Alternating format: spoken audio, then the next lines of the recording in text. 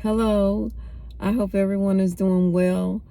I wanted to share a word today with you. I had received some scriptures from a good friend of mine whose church is doing a corporal fast, and there are some scriptures that are associated.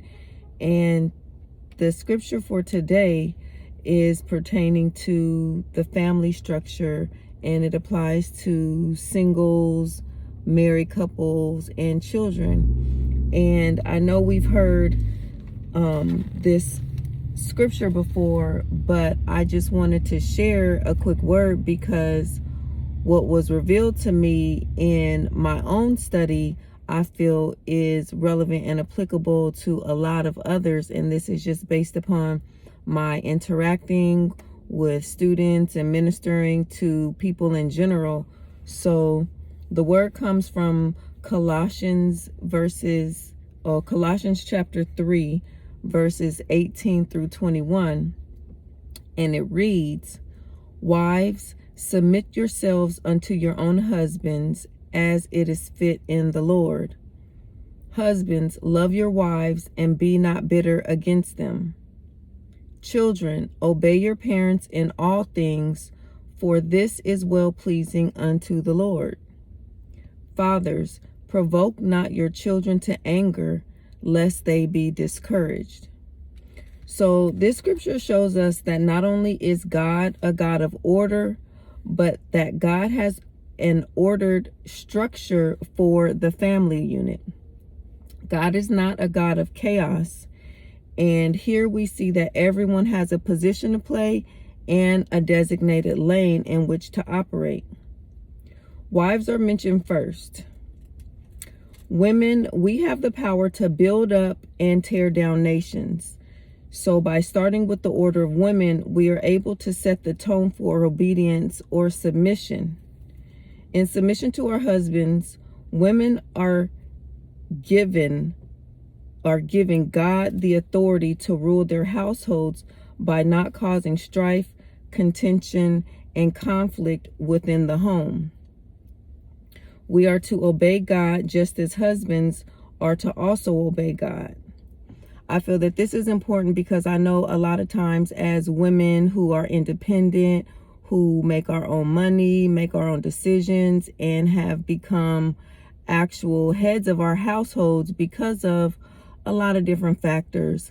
But it has become, I think, increasingly challenging for women of this particular nature, in particular, to submit to a husband or to a man.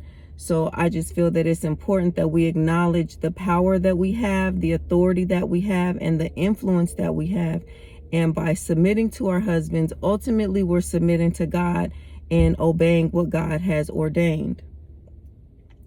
Next, husbands are directed to love their wives and to not be bitter or resentful towards them. As a husband demonstrates love for his wife, she will openly and willingly submit to him with happiness and joy in her heart while doing so. So again, the argument comes up a lot about women submitting to a man and whether or not a man is worthy to, whether or not a man is submittable. You know what I mean? So in this regard, men or husbands in particular are advised to just love your wife and to not be resentful or bitter towards her. And what does bitterness or resentment look like towards a wife? And you might be, as a man or a husband, resentful for the fact that she doesn't have the responsibilities that you have, or you might feel like you have more difficult of a responsibility as the head of the household.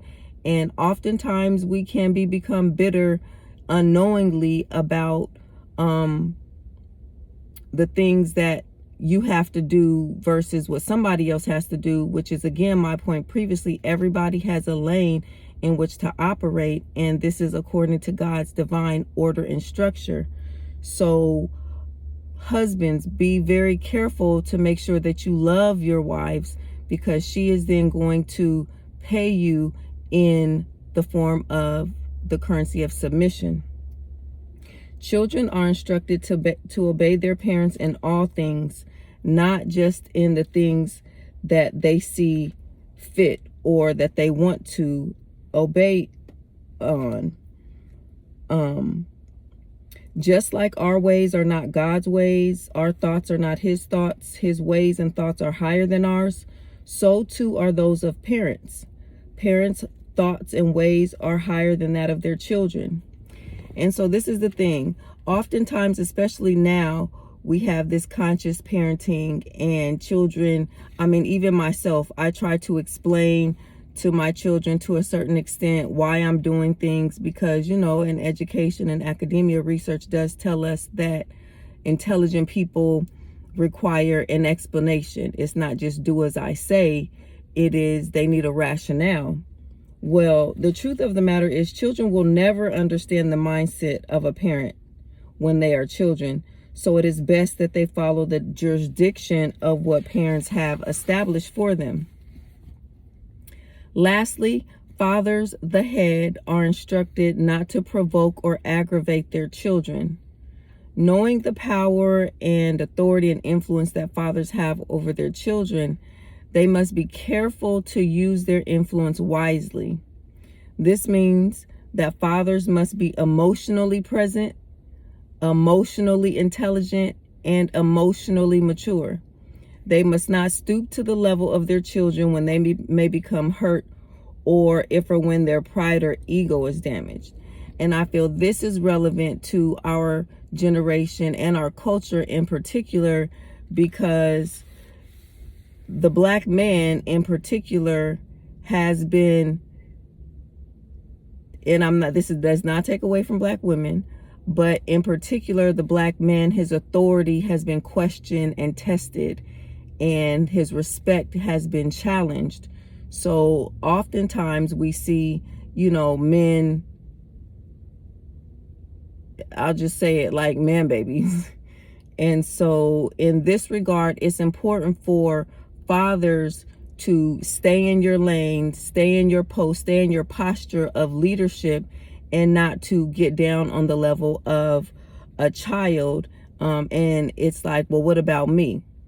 So what's important here is to understand the structure and order that God has called for his family.